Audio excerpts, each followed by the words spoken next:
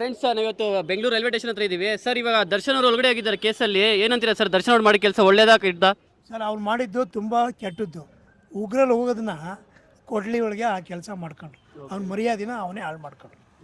ಉಗ್ರಲ್ಲಿ ಹೋಗೋದು ಅದು ಇದು ಕರ್ನಾಟಕ ಸರ್ಕಾರದ ಅರಣ್ಯದಲ್ಲಿ ರಾಯಭಾರಿ ಐತೆ. ಏನಕ್ಕೆ ಮಣ್ಣಂಗೋಸಿ ತಲೆ ಒಳಗಿದೆಯಾ? ಇವರೆಲ್ಲ ಗಾಂಜಾ ಹೊಡಿಬೋದನೋ? ನನ್ನ ಪ್ರಕಾರ ಈ ಗ್ಯಾಂಗ್ ಇದೆಯಲ್ಲ, ಈ ಡಿ ಬಾಸ್ ಗ್ಯಾಂಗು ಈ ಗಾಂಜಾ ಹೊಡೆ ಗ್ಯಾಂಗ್ ಇರೋ ಕಾಣ್ತದೆ.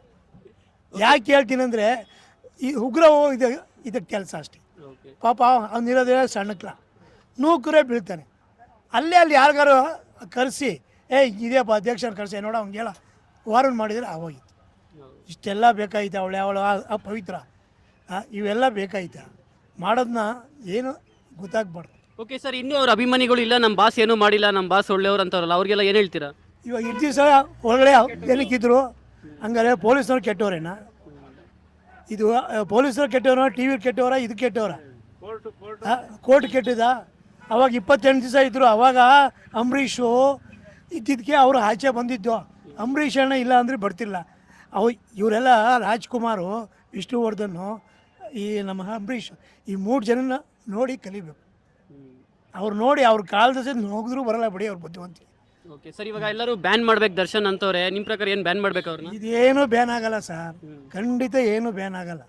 ದುಡ್ಡಿಲ್ಲ ಏನೋ. ಇವಾಗ ನೋಡಿ ಅವರು ಸತ್ತಿದ್ದಾರೆ, ರೇಣುಕಾ ಇವ್ರ ಪಾಪ ಆ ಎಮ್ಮಗೆ ಏನಾದರೂ ಸಹಾಯ ಮಾಡಿ ಏನೋ ಒಂದು ಮಾಡಬೇಕಾಗ್ತದೆ. ಮಾಡಿದವ್ರೆ ಆಗೋದೇ ಇಲ್ಲ. ಕೋರ್ಟ್ ಕೇಸು ಎಲ್ಲ ನಡ್ಕೊಂಡು ಹೋಗ್ತಾ ಇರ್ತದೆ.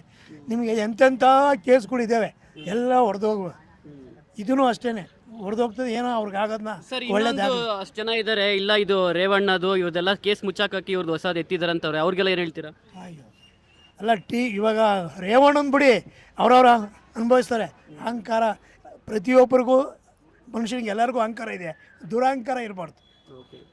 ಈ ದುರಹಂಕಾರ ಬಿದ್ದವರಿಗೆ ಭವಾನಿ ರೇವಣ್ಣ ಆಗಲಿ ಈ ಪ್ರಜ್ವಲ್ ರೇವಣ್ಣ ಆಗಲಿ, ಅದೇ ನೋಡಿ ಕುಮಾರಣ್ಣ ಅವ್ರ ಮಕ್ಕಳು ನೋಡಿ, ಅವ್ರ ಹೆಂಡತಿ ನೋಡಿ, ಯಾರಾದರೂ ಒಂದು ಮಾತು ಬರ್ತದ? ಪ್ರತಿಯೊಬ್ಬರಿಗೂ ಇದೆ ಅಹಂಕಾರ.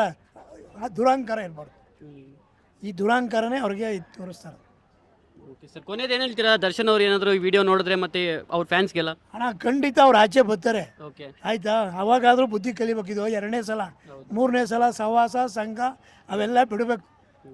ತಾಳ್ಮೆ ಅವೆಲ್ಲ ಇರಬೇಕು ರೀ. ಮನುಷ್ಯನಿಗೆ ತಾಳ್ಮೆ ಇಲ್ಲ ಅಂದ್ರೆ ಇನ್ನೇನು ಪ್ರಯೋಜನ? ಮನುಷ್ಯನಿಗೆ ಫಸ್ಟ್ ಇರೋದು ತಾಳ್ಮೆ. ನಿನಗೆ ದುಡ್ಡಿದೆ, ಮದ ಇರಬಾರ್ದು. ಏನೇಳಿ ದುಡ್ಡಿದೆ, ಮದ ಇರಬಾರ್ದು. ಡಿ ಬಾಸ್ ಅಂದ ತಕ್ಷಣ ಅಲ್ಲ, ನಾನು ಏನು ಆಗಿದ್ದೀನಿ ಅಂತ ಅದ್ರ ಫಸ್ಟ್ ಯೋಚನೆ ಮಾಡಬೇಕು. ಇದು ಬರೇ ಉಗ್ರಲ್ಲಿ ಹೋಗೋದು, ಸಣ್ಣ ಉಗುರು ಹೋಗೋದು, ಚಿಕ್ಕ ಹುಡುಗರು ಗೊತ್ತದು. ನೋಡಿ ಇದೆಷ್ಟು ಅವಮಾನ. ಬರೇ ಟಿ ವಿಲಿ ನೋಡಿ. ಯಾವ ಟಿ ವಿಲಿ ನೋಡಿದ್ರೆ ನಾನು ನಿಜವಾಗಿ ಹೇಳ್ತೀನಿ, ನಾನು auto rickshaw driver, T V ನೋಡೋಕ್ಕೆ ಬೇಜಾರು. ಅಷ್ಟು ಬೇಜಾರಾಗಿದೆ. ಟಿ ವಿ ನಂಬೋದೇನೋ ಪಾಪ. ಟಿ ವಿ ಹಾಕ್ತಾರೆ ಬಾಬು, ಅವ್ರ ಕೆಲಸ ಅದು ಮಾಡ್ತಾರೆ. ಅವ್ರು ಮಾಡಿದ್ದು ತಾನೇ ಹಿಡ್ದಿತ್ತು. ಟಿ ವಿ ಅವ್ರ ಕೆಲಸ ಏನಿಲ್ಲ.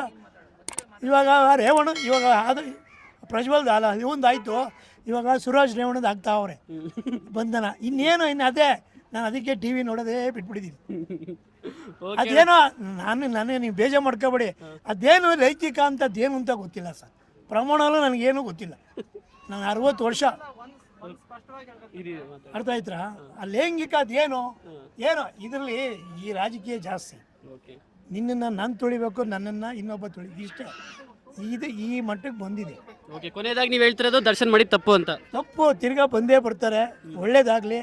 ಅವರು ಕೂಡ ಬುದ್ಧಿ ಕಲ್ತ್ಕೊಂಡು ಇನ್ಮೇಲಾದರೂ ಆಚೆ ಬಂದೇ ಬರ್ತಾರೆ. ಅದು ನನಗೆ ಚೆನ್ನಾಗಿ ಗೊತ್ತಿದೆ. ನೀವು ಹೇಳ್ದೆ ಯಾವುದು ಹೇಳ್ದೆ ಅವರು ಪರವಾಗಿಲ್ಲ, ನಮಗೆ ಚೆನ್ನಾಗಿ ಗೊತ್ತಿದೆ. ಬಂದೇ ಬರ್ತಾರೆ. 1 ತಿಂಗಳಲ್ಲ, ಇನ್ನು 2 ತಿಂಗಳಾದರೂ ಬರ್ತಾರೆ. ಬಂದಾಗಾರು ಒಳ್ಳೆ ಬುದ್ಧಿ ಕಲ್ತ್ಕೊಂಡು ಈ ಕೇಸ್ ಎಲ್ಲಿ ಹೋಗ್ಬೇಕು ಅಲ್ಲೇ ಹೊಂಟೋಗ್ತದೆ ವಾಪಸ್. ಅವ್ರಿಗೇನು ಮಾಡಬೇಕು ಅವ್ರು ಸಹಾಯ ಮಾಡಿ. ತಂದೆ ತಾಯಿ ಆ ಎಮ್ಮ ಇವರು ಅದು ಫಸ್ಟು ಅದನ್ನು ಯೋಚನೆ ಮಾಡ್ಬೇಕು. ಅವನು ಬರೇ ಸಣ್ಣಕ್ಲ ಸುಮ್ಮನೆ ಹಿಂಗೆ ನೂಕಿದ್ರೆ ಬಿದ್ದೋಗ್ತಾನೆ ಅಂತವನು.